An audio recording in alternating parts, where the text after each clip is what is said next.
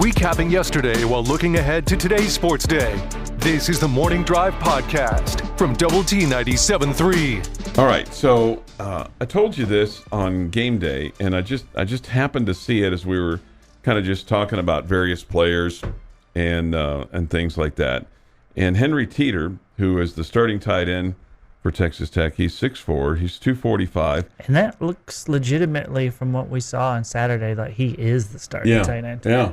And it looked like Baylor Cupp is 2 on the list and Mason Tharp is 3rd. Yeah. I mean, just the amount of snaps and reps that they were in getting, targets as well. So he was a walk-on, and he's from San Angelo, but now he's on scholarship. He got his walk-on. He's got his scholarship last August. Had his longest career reception last week against Murray State for 23 yards. And in the notes, it says, Mother Felicia Teeter serves as tight ends coach for Estacado High School. Okay? So I was like, well, that's a pretty fascinating little deal there, right? So yesterday, after the LISD lunch, I went over to the Estacado, the new coach. I had not met him yet. This is my first time to go this year. His name is William Blaylock, and he was not happy with his team last week. He basically said, we got our butt kicked. We had a come to Jesus meeting at the 50 at halftime. We had warned them that they can't act like they won the world, and because the previous week they had won big, and so last week they lost big. And then he said this. I thought this was pretty amazing, pretty funny. Amazing how much film you watch when you win. When you lose, is what he meant. What he said. I think I just wrote it down wrong. But anyway, they take on Paladuro, and he's very complimentary of Paladuro. That'll be a 7:00 game tonight at Lowry Field. So anyway, I asked him about. I go, Coach, tell me about Coach Teeter. And so Felicia Teeter was at Dunbar last year, and she worked for the Department of Defense for 25 years. But she also coaches the H-backs, and he said that when he got to town, he was at an event over at the Elegante, which is right next to us here in downtown Lubbock, and he met her, and she said basically her daughter was at Tech. She had another son that was here, and when Henry came here, she's like, well, I might as well move here too. And but spoke very highly of her ability, about nobody really wanting to mess with her, and her ability to, command the room. He didn't use those words, command the room, but I mean, that's essentially what he was talking about in terms of her organization, her ability to coach. So he was very, very complimentary of her, and it's a legit deal. She's the tight ends coach for Estacado High School. Good. So now, and I talked to Coach McGuire last night, but I didn't get a chance to talk to him about this. I'm going to ask him about her, and if he's had, what kind of conversations he's had with her, and how much influence that she had on Henry Teeter, who's obviously the starting tight end for the Red Raiders. But what a great story, huh? That's cool. Yeah. So Estacado will meet Paladuro tonight over at Lowry Field. So I thought that was really, really interesting. 6:35 this morning here on the Morning Drive. I'm not aware of any other women coaches at LISD. There may be in terms of football, but she's the one. Okay. Mm-hmm. One other just amazing story, and she was there yesterday as well. And this young man apparently now has had open heart surgery. I think everybody's aware of the young man from Dalhart who passed away, and then has subsequently, his family has donated his organs, which will help save 5 additional lives. But certainly tragic with what happened to that young man. There was another very unfortunate event that took place with the Monterey JV team. Zayden Ward is his name. He's a freshman. He's a running back. He made the final touchdown of a game for the Plainsmen, and then collapsed. And he went into the huddle. His coach was telling him to lift his head up, and he was trying to do that. And once he finally lifted his head up, he went back and collapsed. So the trainer, and she was there, her name was Lacey Steele. She went out onto the field and shocked his heart twice and basically saved his life. Okay? Nice. So she was there last night, and her mom's quoted in a KCBD article basically saying if she wouldn't have been out there, her son would have been dead. And they introduced her, and she is here in town because her husband is a resident over at the Texas Tech Health Science Center, and they come here by way of BYU. So she's a trainer. Her husband's going through his residency, and I'm not sure what kind of doctor he's going to be. But how about that for an amazing Great job by her. grace of God story for her to save that young man's life. Mm-hmm. And boy, Jamie, she must have just a cool calm to her. Didn't get a chance to meet her, but when you're in that kind of pressure situation where basically somebody is right there in front of you, and 1 minute you've got a football game going on, the next minute you're like trying to make a decision to save somebody's life. Yeah. So it's calm under pressure, right? Yeah, special kind of people right there. Special kind of people, without a doubt. So good job for Lacey Steele, and we're glad to have her here in Lubbock because she certainly helped that out. But just all kinds of just heartache for the folks in Dalhart with that young man passing away and his family, and I guess the only bright spot is that he's able to help some additional people. Yeah. That's the only bright spot of that. All right, 6:38 this morning here on the Morning Drive. If you have thoughts, comments, the Yates Flooring Center chat line, go to WT973.com or the mobile app. Benchmark hotline is open as well at 806-771-0973. See, I told you I had a full bucket of little tidbits this morning. Mm-hmm. I'm using them up. I feel like I'm burning them left and right, but I think I've got some more for you. Josh Jung gets called up, and he'll play tonight for the Texas Rangers. That's pretty cool. Yep. Very exciting. So I asked, and I guess I should have done the research. And I saw Mike Gustafson yesterday, and a couple of times, and I asked him. I said, "Man, when's the last time a position player got called up?" And we really never came to a name. Really? It's been that long. Yeah. Even Gus couldn't remember. Never really came to, like, off the top of his head. I asked him about, somebody. I'm like, there's a guy with the Pirates a few years ago, Kelby Tomlinson. Yeah, with the Giants. Sorry. Yeah, okay. that was the name that I had in my head. Okay. Did Stubby Clapp ever get called up? Oh yeah, but that was a long time ago. I think so. That was a long time ago. I think he played for the Astros, didn't he? Or the Brewers. Okay. Maybe the Brewers. Okay. Yeah, I was thinking Kelby Tomlinson would have been my guess. Would have been your guess? Yeah. Okay. And Reed that wasn't that long ago. Reed never made it to the majors, and he actually shifted from third to pitcher. He ended up being a pitcher anyway. Yeah. Mm-hmm. Anyway, Can't think of anybody else. Pretty cool for Josh, and just with what he said during Jeff's Sports Center, he sounds like he's calm, cool, and collected. It sounds like he's got a good head on his shoulders about it, right? We've always known Josh to be that guy. This is just in. Yeah. Josh Jung, cool, calm, and collected. Yeah. No. Sun rising in the morning as well. Yeah. No surprise, right? Yes, Josh has got that part of it down. Yeah. That's pretty cool that you have that ability to do that when you've been called up to the major leagues. I mean, just to be able to kind of have your wits about you. Getting you up and getting your sports day started. This is the Morning Drive podcast from Double T 97.3. Today's the 9th day of September 2022. It is Football Friday. With this day in sports history, here is Jeff McGuire. Got a lot today, believe it or not. No, including quite possibly the biggest job in the history of Olympic sports. 1945, Jimmy Fox hits his 534th and final home run. Fox with two X's. Yes.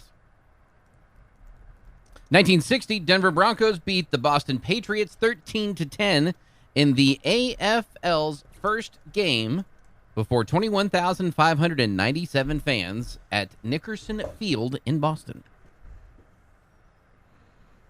1965, LA Dodgers future Baseball Hall of Fame pitcher Sandy Koufax throws his fourth career no-no and his first perfect game in a 1-0 win over the Chicago Cubs at Dodger Stadium. I did not know that his fourth was perfect. And that would be his last no-hitter. 1971, NHL great Gordie Howe retires for the first time after 25 seasons with the Detroit Red Wings. He'd have several more. He'd have a couple, yeah. He was a repeat offender. Yeah. Michael Jordan pulled a Gordie Howe, we'll put it that way. He wanted to play with his sons, just like LeBron and Bronny. 1972. Is this going to be a sour day for the U.S. Olympic basketball team? I don't know that it's sour, but they definitely got robbed. Soviet Union beats the United States 51-50 in the most controversial game played in international basketball history. U.S. leading 50-49 with the final 3 seconds is replayed 3 times until the Soviets finally win. Watching the replay of this is even crazier than the stories. It's criminal. Mm-hmm. Now, this might sound terrible. The first one, they might have an argument. I do think the coach called a timeout there before they threw the ball in. Second one was a snow job. Mm-hmm. There's a reason those guys haven't accepted those silver medals. Yeah, they're still in a vault in Sweden, and Doug Collins, who was on that team, has it in his will that his family is never to accept anybody from his family to accept that silver medal. Okay. I mean, those guys are still, it's a long memory when you get hosed out of a gold medal like that. Mm-hmm. 1987, Major League pitcher Nolan Ryan strikes out his 4,500th batter. That's a lot. 1990. This name sounds familiar, Jamie, but maybe you can help me out here. 19-year-old Pete Sampras wins his first Grand Slam title, beats fellow American Andre Agassi 6-4, 6-3, 6-2. Sampras would be the youngest male U.S. Open winner. He do any good there? Man, I mean, Sampras got to 14, and it felt like, man, nobody's going to come close to that record. And boy, the big three just blown by Pete Sampras. Yeah. Did Sampras have it harder? I wouldn't say so. Okay. I mean, you got 3 of the greatest all time competing against each other. Imagine if one of them had been in an era by themselves. Those guys could say they had it harder. I mean, those guys would be at like one of them would be at 39 or 40 or something. I mean, we got all 3 of them with plus 20. And in 2013, U.S. men's tennis, Spaniard Rafa Nadal wins his second U.S. title, beats Djokovic 6-2, 3-6, 6-4, 6-1. Raphael is his real name. You're allowed to call him Raphael. Yeah, but he doesn't go by that. Yeah, but it's his real name. It's all right. It is probably the best day for food. Because it's I Love Food Day. Okay. Yeah. Whatever that is. I love food. Okay. It'd be a hard one to beat. Okay. Because you get everything under the umbrella, right? And anything that you love. Yeah. If you love spinach, today is your day. If you love hot dogs, if you love pizza, if you love lasagna, if you love liver, you're weird, but it's your day. Happy birthday, former Red Raider baseball player Hunter Hargrove, turns 28 today. Adam Sandler, 56. Michael Bublé, 47. Hugh Grant, 62. J.R. Smith, 37. Joe Theismann, 74. And Bob Stoops is 63 today. Joe Theismann.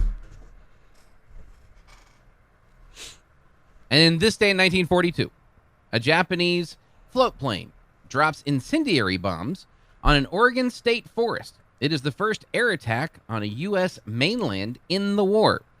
Launching from the Japanese sub I-25, piloted by Nobu Fujita, he piloted his light aircraft over the state of Oregon and firebombed Mount Emily, alighting a state forest. The president immediately called for a news blackout for the sake of morale. And that is this day in sports history. What year was that? 1942. So almost a year after Pearl Harbor. 6:50 this morning on the Morning Drive. So on September 9th, 1987, when Nolan Ryan struck out his 4,500th career batter, the guy that whiffed to end the 7th was Mike Aldretti. That name is not familiar to me at all. Is it to you? Yeah, a little bit just from looking at baseball cards, but I don't remember too much about him. I'm thinking Angels, maybe. Maybe he played for the Angels a bunch. I'm not. He might really have sure. this particular night. He was playing for the Giants because it was against. Okay, Nolan was pitching for Houston. Mm-hmm. He struck out 16 that night. Okay, 12 of the last 13 he faced struck out the last 5 batters. But you know what? The thing that he did to help his team the most that night? He hit a home run. No, he drove in the winning run as the Astros beat the Giants 4-2. Cool. It's a good night. As long as he was standing on first with the pitcher's jacket on, we're okay.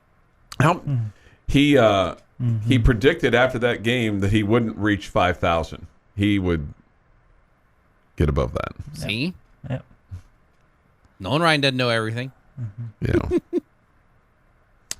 Let's see. Sooner in Lubbock. Up early, headed to Ruidoso. Thank you guys for keeping me up. Oh, it's our pleasure. Just keep your eyes on the road. This from somebody else who's on the road. Driving into Lubbock now. My prediction is we will break 60K in attendance. My understanding is that there's not much left. I was at the ticket office yesterday. I needed to get a couple tickets. And there was a pretty good stream of people coming in and students coming in and getting their stuff. But my understanding is there's not much left for the ball game. So that's really good Great news. news. Yeah, really good news. 6:52 this morning here on the morning drive. Thoughts, comments, Yates Flooring Center chat line. Go to WT973.com. Red Raiders take on Houston, team that they defeated a year ago. Final score of that game was 38-21. Houston jumped out to a 14-0 lead. They led 21-7 at the half. It's kind of one of those deals where kind of felt like, man, this is not going to go well for the Red Raiders, and then skunked them in the second half as you outscored them 31-0 in the second half. One of those rare times where you trailed at the half and came back and won. Yep. So it was just like a horrible start to the game. Just horrible start. If I remember correctly, didn't Houston go for it on 4th down like 3 or 4 times in the first 2 drives? You just couldn't get off the field. Could not get off the field, right? Yeah. Right. And they kept picking up 4th downs. So they 4th and short. Yeah. And then figured some things out after half and put it on them. Well, to your point, they were 6 of 17 on 3rd down, but 4 of 4 on 4th down. Yeah. That's what I remember from early on in that game. Okay. It was one of those deals, and we had talked about this recently, where you'd have a 3rd and 8, and you'd give up 7, giving them the confidence to go for it on 4th down, and it kept happening over and over and over again. So you technically would say, well, we were good on 3rd down. We forced them into 4th down, but you really weren't. Right. No, you really weren't, because they just said, they laughed at you and said, we're going to go for it. Clayton Tune, whom we'll see at quarterback tomorrow for Houston, 27 of 38, 174 yards through 2 touchdowns. He was sacked 4 times. I don't know if he's going to be sacked 4 times tomorrow or not. Nathan Dell, their big receiver, he's number 1. Targeted 10 times, caught 7 balls for 80 yards. Longest was 24 and had 1 touchdown. For the Red Raiders, Tyler Shuck was 17 of 24, 231, had a touchdown. His longest was 50. Taj Brooks, though, had a big day running, 15 totes, 134 net yards, 2 touchdowns, and his longest was 44 yards. Taj Brooks runs for 134 yards tomorrow. I'm feeling good. Yeah, I'm feeling really good. I agree. Getting you up and getting your sports day started.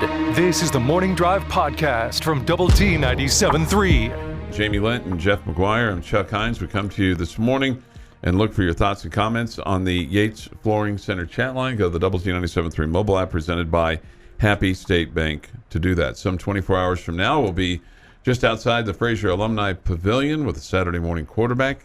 Your fine, friendly, helpful hosts will be Garrett Luft and Andres Flores as we bring you Optimum Game Day Live presented by United Supermarkets. Just outside Jones Stadium there on the southwest corner. We'll be there all the way up until 2 o'clock tomorrow afternoon, getting you ready for the game and providing you just a little bit of extra information to make you just a little bit smarter than the guy sitting next to you. Good. So we would like the guy sitting next to you to be listening too, so you can you don't have to give us any credit. Just tell him to listen, right? Because we're trying to grow this thing, make it bigger and better than ever. It'd be helpful, right? That would be great. Somebody can spread the word. Juan has Texas Tech winning 38-27. Risa has Tech winning 48-15. I do not see that. I think it's going to be a little closer game than that. I would guess it would be. It's hard for me to believe that Houston's offense will be held to 14 points. Yeah. One of the things about Houston, and Coach McGuire spoke about this last night on his radio show on Double T 97.3, talked about their defense, talked about how aggressive it is. They call it Sack Avenue, Jamie. I've heard that. 44 sacks last year. He said, "Here's the guys you have to watch out for." All right, so if you're kind of got your binoculars on, or you're watching the Houston defense, you got to watch out for Derek Parrish. He's 6'2", 245, a senior from Pearland, plays on that defensive line. He's number 0. You got to watch out for number 44 for Houston. He's a big lad as well, 6'2", 270.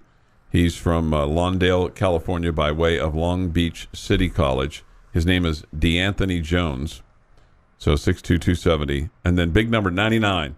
Anytime you hand out 99, usually 99s are pretty good players. So in this particular case, he said you got to watch out for Justin Beatles. He's a redshirt freshman, 6'5", 250, from Virginia Tech. So those are the guys to watch out for. It's funny you're listing a guy that plays for the University of Houston. He's from Virginia Tech. Welcome to college sports. Welcome to college football. Mm-hmm. So there you go. So he feels like their defense is real disruptive, and that's the thing that is going to kind of stand out tomorrow. Yeah. So what you think defense is going to stand out more than offense tomorrow? For Houston? Both teams. Both teams? That's a good question. I think offense is going to win the day. I think we're going. I think we're going to get at least one team into the 30s, possibly both, and the other one in the high 20s. Can I say which team plays defense better? Is that too generic for you? I mean, it's kind of lame. I just feel like what do you? What I mean by that? I mean that I think both teams are going to be offensive, but I think one of the two defenses is going to, at some point in time, step up and make some plays. That's going to, and that's, you could say that about every game, but I just think in order to win this game, you have to be, I think, dominant on the line of scrimmage, and I think that's the big question. If you're dominant on the line of scrimmage against these guys, then I'm going to feel better as you're going through the season. Yeah, I don't think either team will be dominant at the line of scrimmage. Okay. Yeah. Okay. One name that's on the Houston coaching staff that kind of jumped off at me was Mike Jinks is on this staff. Oh, didn't know that. Yeah, I didn't either. He's the associate head coach and running backs coach. Coach Jinks spent time here with Coach Kingsbury, and then he spent time out at USC. He was hired by Coach Kingsbury when he took the offensive coordinator job, and then stayed. Coach Jinks did, along with a couple of other Red Raider offensive aides at USC, and of course when Lincoln Riley took over, he was asked to clean out his desk, I'm guessing. Right? That's just the way it is. Of course, he spent some time as a head coach at Bowling Green, right? Yeah. So Mike Jinks is part of that staff, and another guy that was a really good high school football coach. Yep. And not the same kind of enthusiasm that the Coach McGuire had, but still a highly successful high school football coach. And so probably a good hand for Dana Holgerson to have on his staff. A 6-year-old on speed doesn't have the kind of excitement that Joey McGuire has. He's on a whole different level. We don't need to compare people to him. A 6-year-old on speed. I'm just saying. Yeah. He wakes up, he's excited about brushing his teeth, and it's fine. I'm in, but we don't have to compare everybody to him. It's an unachievable number for the rest of humankind. Okay.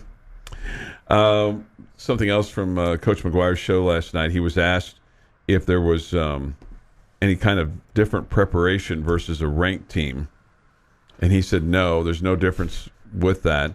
He said this is about how we play. Has to do with us. Focus on what we do. If we do that, we can beat anyone. I think a lot of coaches would say that, but there's no extra hours or preparation just because you have a ranked team coming in versus an unranked team.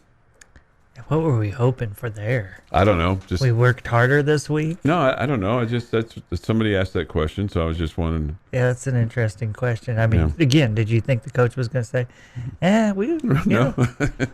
we worked way harder on these guys than we will against KU. I got to work put- at 4:45 instead of 5. You know, no, I understand. I understand what you're saying. I did not treat all opponents like they're dangerous. Sure. And you work hard. Sure. And if there is a little bit of a difference, you're surely not going to admit that, right? Mm-hmm. You are opening yourself up big time for criticism if you ever,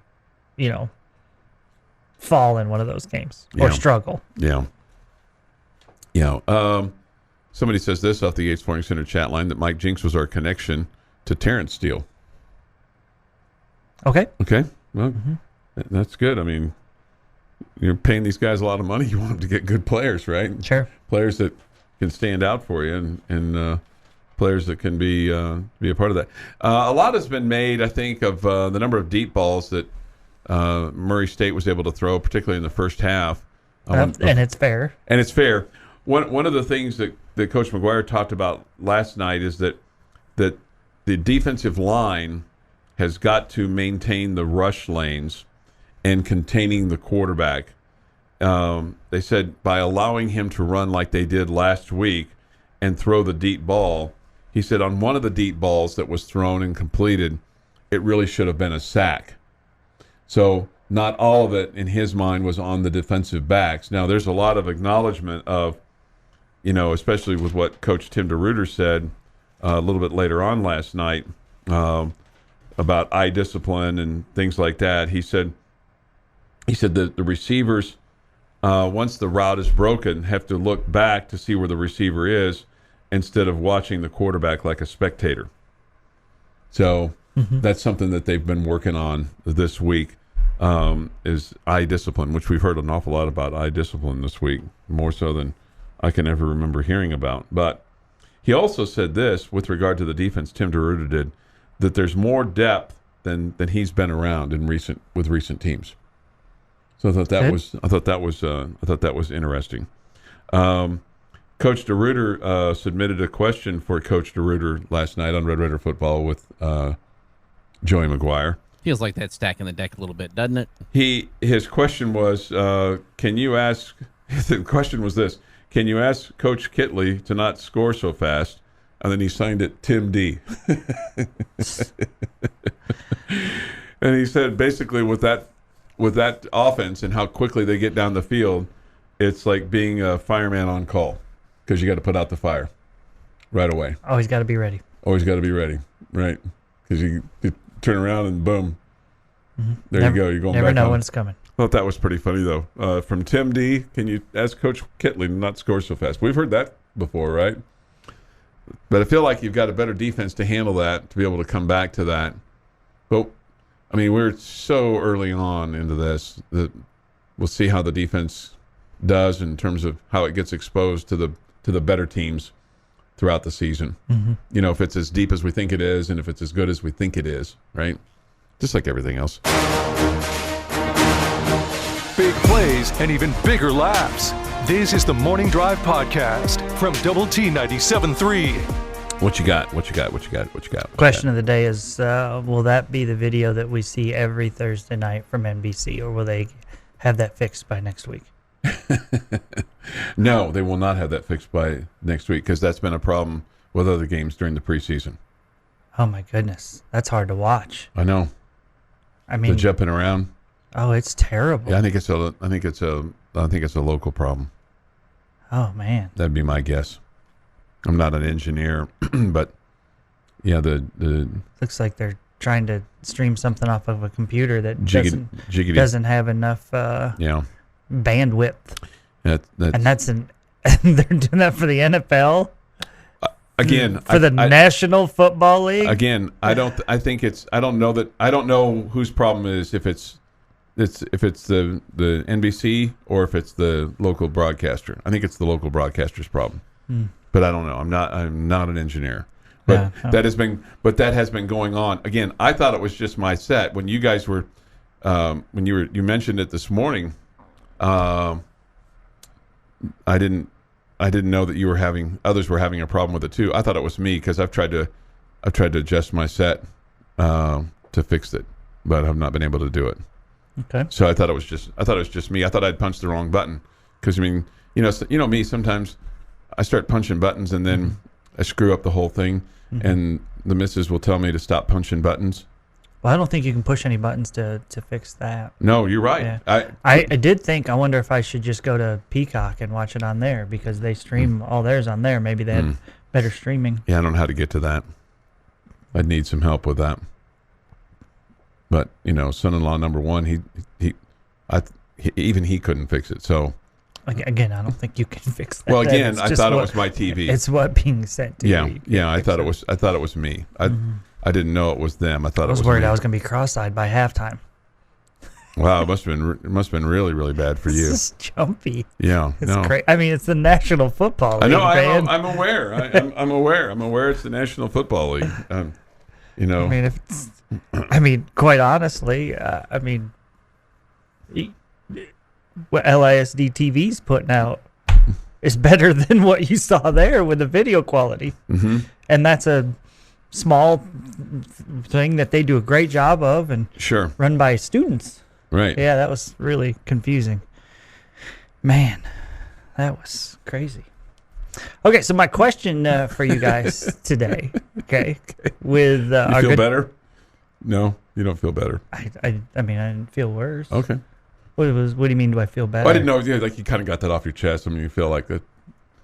I mean, I just didn't know if you felt better. Maybe. Sometimes have they fixed the problem yet? No, they haven't. Feel better. When I get things off, it's probably truthfully, it probably will be the last Thursday night game I watch, anyways. I mean, I'll probably watch. There's a Thursday afternoon game coming that you'll be catching much later in the season, and end of November time. Mm-hmm. You'll be having turkey as well. No, he won't. Well, you're just trying to wrestle turkey feathers here? I mean, no, I'm pointing to the Thanksgiving game with the Jamie Cowboys. doesn't eat turkey. Oh, I eat turkey. I just don't eat leftover turkey. Oh, okay. Yeah. I eat it once because, I'm obligated. That's the thing to do. Like I'm obligated to bring snacks at Christmas time. I'm obligated. Didn't know I was only doing it because I was obligated. I was just trying to make a joke, and now I'm going to hear about that for the next 6 months. You are correct, sir. Jamie, your question. Oh, man. Today's question. Yes, sir.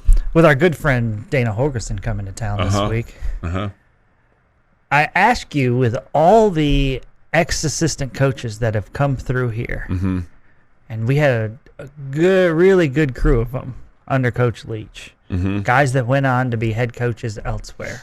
Okay.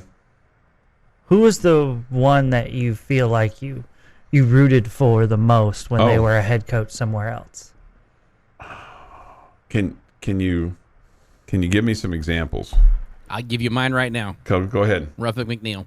Oh, okay, yeah. I'd root for that man in anything he was doing. Yeah, there you go. I never played for him, but the amount of respect I have for him is only amplified by what the stories are that you hear of him, of how good of a guy he is and how much fun he was to play for. Okay. I would echo what Jess just said. Yeah, I think he's exactly right. I can't think of anybody else that came off of. I mean, Sonny Dykes was on that staff. I didn't really have any interactions with Sonny Dykes when he was here under Mike Leach. Lincoln Riley, Neil Brown. I like Neil Brown. I like Neil Brown and Coach Dana, obviously. I find him an irritant. He wanted to throw Dana down a flight of stairs. I find him. No. I didn't. I wasn't going to throw him. Okay? No, but you wanted to. You thought about it. And it was stadium stairs, okay? And push. That doesn't make it better. Push. I wasn't going to throw. I was going to push. Stadium stairs made it better. That doesn't make it What better. does that mean? Well, Oh, it was only stadium stairs. Wanted to clarify because it's more than a flight because it was the top of the stadium. Mm-hmm. I just find for whatever reason I just find him as irritable, angry, not Do you feel unfriendly. Do you feel like you ultimately end up rooting against more of them? You found yourself rooting against them more? Houston or Dana's teams? No, any of the assistants that left. I didn't have any problem with Lincoln Riley. Until he went to Oklahoma. Yeah, but I didn't really have any. I didn't really have any. I thought that was a good story. The Baker thing. That's when I went, okay, now done. Yeah, there with was you now. that one moment after the Kansas game when he cried for Baker after they suspended him for one series after he was making gestures at the Kansas folks, and he cried over it and told the world how misunderstood Baker Mayfield was, and it was that moment that I went from rooting for him to thinking he was a tool. Yes. Yeah. Yeah. I mean, I've always kind of been interested in how Sonny Dykes has done, whether he was at Cal or at SMU. I would have told you. It changes now for me with him at TCU. 100%. I think both of you just made that point really well. He would have been my number one guy. Sonny as far as guys to root for. Sonny? Yes. Okay. I rooted for him when he was at Cal. I was rooting for him when he was at SMU. But now that he's at TCU, that's completely changed. It's completely changed. So I'm hoping that he fails miserably and leaves quickly, and then gets a job somewhere else and does great and gets his career back on track. I'm sorry. It's just and Jeff mentioned Oklahoma because or Lincoln Riley. He was rooting for him when he was at ECU, but he got to OU and that changed, and it did. Yeah, that definitely changed things for me. But Coach Dykes would have been my guy that I rooted for the most. Okay. I don't find myself rooting against them necessarily because they were, under Leach or under Tuberville or whatever. I've found myself rooting for Neil Brown as well. Yeah, no, I liked Coach Brown. But he's at West Virginia now. I know, so it's hard time. And so I'm like, I don't find that one as hard, though, as I don't know that I can root for Lincoln anymore after what happened at OU. And that was enough of a sting that... I kind of pull for USC, so I hope he does. I hope he does well at USC. I'm with Jamie on that. I'm kind of back to rooting for him a little bit. I'm also with this with Raider 316 who says I'm rooting for Arizona Cardinals more now that Coach Kingsbury's at the helm. I won't this week. Yeah, he was technically he wasn't one of our assistants. I know, but I mean as a head coach, elsewhere. I never liked Art Briles once he left here, so I didn't like him at Houston. I never really liked him. I always kind of felt like he was. I never felt like he was one of us, especially when his son went elsewhere. I don't know. That rubbed me the wrong way. What about Abel? Bit hard to say that when he's a grad.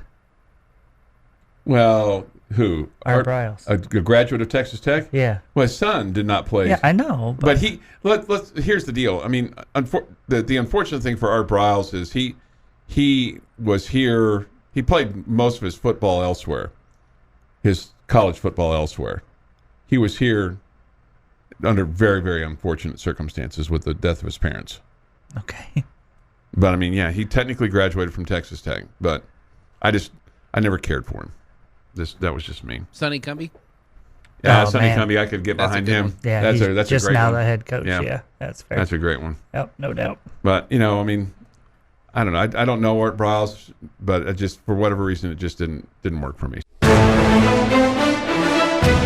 Recapping yesterday while looking ahead to today's sports day. This is the Morning Drive podcast from Double T 97.3. No, honestly, I feel great. Something may come up in the report, but as you know, that's this league, and if you don't report a hangnail, you'll get suspended or they'll get fined. Excuse me. So. But no, I feel great. I still feel the best that I felt in a very, very long time. Not even comparable to where I was last year going into this game. So honestly, just excited to get there. You got a hangnail though? Yeah, just a little hangnail, something like that, something close to it. Going to It won't limit you at all on Sunday? No, not at all. Not at all. Yeah, can't. No, not at all. Not a chance. Would you tell us if it was? Yeah. I didn't necessarily. I was limited today, but as I said, it is my ankle, but it is just being very, very precautious. Switch shoes today probably wasn't the best idea, so there we go. So we're good to go. Promise that. Same ankle. Same ankle. What do you need me to do? You need me? How frustrating. So you just switched shoes, you're saying it was a little tight, or? I think it was a shoe deal, yeah. And then so, boom, limited, good to go. I promise you, I'm great. So Is that the bionic ankle? exactly, it's the bionic ankle, so we're fine. That's Dak Prescott. So has new cleats on, and he gave him some discomfort with his ankle, but he's still good to go. He said that repeatedly, but his repaired ankle felt uncomfortable with a new pair of cleats. What are you doing with a new pair of cleats right before the season starts? He probably gets a new pair of cleats once a week. Yeah, probably so, but I mean, don't you feel like you think NFL players are wearing the same cleats all year long? I don't know. I mean, I don't know. I mean, I don't know. I've never. You think Texas Tech football players are wearing the same cleats all week long or all season long? Because they're not. I don't know. They're not. I know that they've got a slew of them, but I mean, there's. I mean, like everybody, I think that these guys have comfortable shoes or comfortable cleats that they feel like. MJ would break out a new pair of shoes every game, and if he didn't shoot well in the first half, he'd break out a new pair at halftime. Okay. Yeah, that's pretty typical, I think. There are a couple things there for me. Okay, go ahead. His use of precautious. Like, he didn't say it was precautionary. He said, I was just being precautious there. That's a new word, isn't it? Is that like before I was being cautious? That was fun. Okay. Precautious, yeah. Very, very precautious is what he said. Switch shoes today probably wasn't a good idea. We're good to go. Promise that. So the other thing I was going to say is, I mean, obviously this city and our area is loaded with Cowboy fans. Mm-hmm. And it's been quiet with Cowboy talk. Yeah, no, I think. I mean, that's just fair. because we're all so excited about the Red Raiders right now. Yeah, right. No question. So laser focused on that. Mm-hmm. It just feels like there's been less Cowboy conversation than ever, and I think Cowboy fans are resigned to the fact that they'll be okay, but they won't be great. Which is different than being a Bills fan, because you just what did you say yesterday? How did you put that? Because I thought it was very eloquent the way that you said that. I don't remember what I said, but I just expect heartbreak. They're going to find new ways to rip our hearts out. They will. I mean, my wife last night was like, "Oh, that's pretty impressive. Didn't the Rams win the Super Bowl?" And I was like, "Yeah, they did. So how is Buffalo going to, blow it this time?" I mean, it's just This is week one. It's week one. Yeah. I know. I mean, it's just how's it going to go bad? Something will go wrong. I don't know. I don't know. Something will. It'll probably happen in the postseason, so it's an ender. And I mean, you can't just lose to a better team and be like, okay, they were better than us. We lost by 10, whatever. No, you got to find a way. I just love how you. I mean, find a way. I mean, how many things? I mean, missing a field goal in a Super Bowl. I mean, thinking a team is not going to try some trickery on a kickoff after you come back, to score, to take a lead inside of like 30 seconds left. Or how about, let's not cover the receivers. Mm-hmm. I mean, we're going to give up, 60-yard drive in 13 seconds, 16 seconds? Yes. What was it? Yeah. Let's not cover those receivers. Let's just back off and give them, 20 yards at a time. It's only Patrick Mahomes, too. Yeah, he can't throw. Yeah. I don't know if this guy's got the arm to throw it 20 yards down the field. Yeah, I mean, it's just... and I could go on and on. Yeah. No, as a Bills fan, it's really good just, job there. Synopsis is really.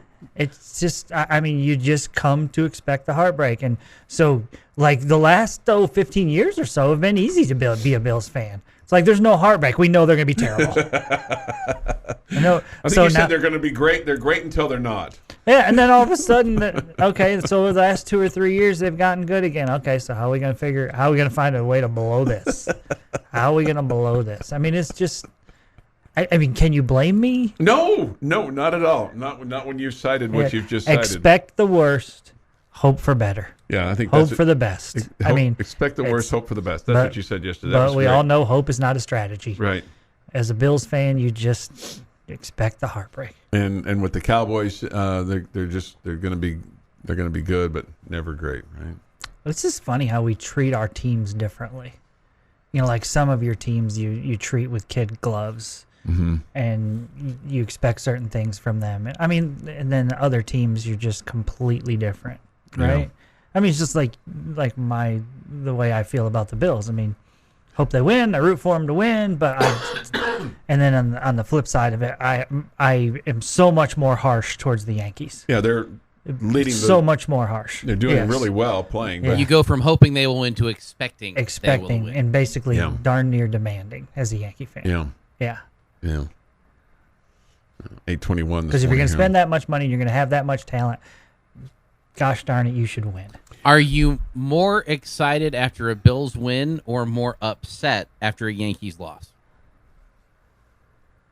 It depends on the time of year, right? Yeah, well, yeah, I guess. I mean, how important of the game was it? Did the Yankees just win 7 in a row and they dropped one? Okay, whoop-de-doo, right?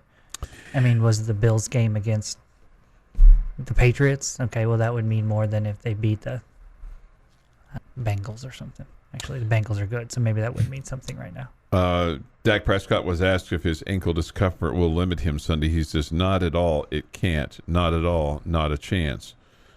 If the Cowboys struggle on Sunday, and if Prescott struggles on Sunday, whether it's running or appearing to running or setting his feet or anything along those lines, we're gonna go back. We're not. There's not gonna be a are we gonna. There's gonna be a we're gonna go. Okay, there's maybe something wrong here. After all, With the cleat thing? yeah, with the cleat thing. No, I won't. You don't think so? No. Okay. If the Cowboys don't play well against Tampa Bay, Talking about him, if he's not. collectively, if any one of them don't play well this Sunday, it will not be because of cleats. It will not be because of individual shoestrings or anything along. It will be because that they have lost to Tampa Bay and they have lost to Tom Brady for the 900th time in his career. Okay, I mean, well, I we're think feeling I've- pretty confident about this Cowboy game. I think I genuinely, or generally, maybe is a better word, but generally agree with you here, Jeff.